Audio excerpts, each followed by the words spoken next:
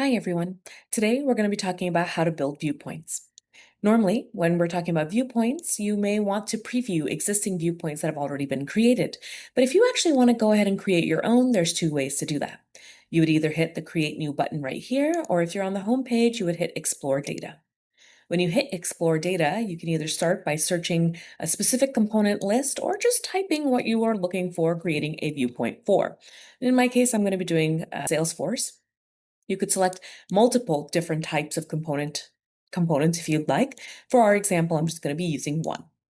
When you come to the Select References area, this is where you can start to pick incoming as well as outgoing relationships. So maybe I want to see the interface that this application connects to, and I want to know the person who is the owner and the business capability that is realized by this application.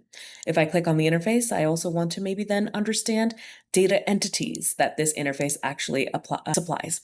Now, as you can notice, anytime you pivot to one of the circles in this particular viewpoint builder, you get a new set of incoming and outgoing relationships specific to that component type, really giving you the ability to start building out both upstream and downstream on any component. You can also add filters and required paths and collapsed paths to this particular viewpoint, but for now, I'm going to go ahead and just open our data set. Once I open this view, you have other sorts of stylistic options and settings that we can work our way through. So for example, maybe you want to add some grouping. Grouping that we normally like to see maybe is by workspace. So you can start to understand where are these components coming from. Or maybe by parent all. This is going to give you that hierarchy information that we normally like to see to understand parent-child relationships. You can start to add conditional formatting. So maybe you want to add some conditional formatting by, let's say, applications. And in applications, we want to understand perhaps the criticality of this application, right? And it's going to go ahead and color code that for us so we can hit apply. You'll notice that your application criticality has been updated and the borders of those applications are now taking the color scoring. If we go back, you also have the ability to add labels. You can add labels at the component or the reference level. Maybe at the component level, we want to add life cycle phases. We want to see what does that look like. So if I add this label, you'll now notice that there's a little a box here that says life cycle phase for this application showing live. Similarly, you can also change the directional layout. So maybe we want to go top to bottom instead. It's a lot easier to consume this information. Or perhaps you want to combine your reference lines to make everything look a little bit more seamless and smooth.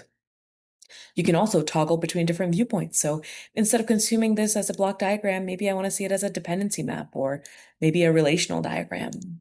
Perhaps I want to see it as a timeline. You'll notice that any sort of coloring information that's present for the view and the data points that you're trying to create will be saved across the various different views that you're actually setting up. Once you're satisfied with your viewpoint, you actually have the ability to then go ahead and save it as a viewpoint for you to access in the future. So we're just going to call this a new viewpoint. We're going to go ahead and save it.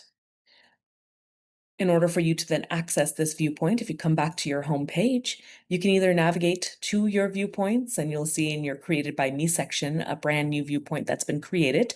And then you'll be able to hit preview, and this will show you all the work that we did in setting up that viewpoint. But when you hit viewpoints, you'll notice that it doesn't actually pick up that first application that we used to set it up with, because this is now a universal template that you can use across your organization.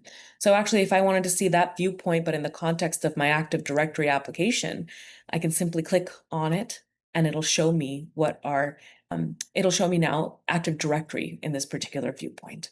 And you can always pivot back and forth between different contexts and get a good understanding of what your enterprise architecture looks like.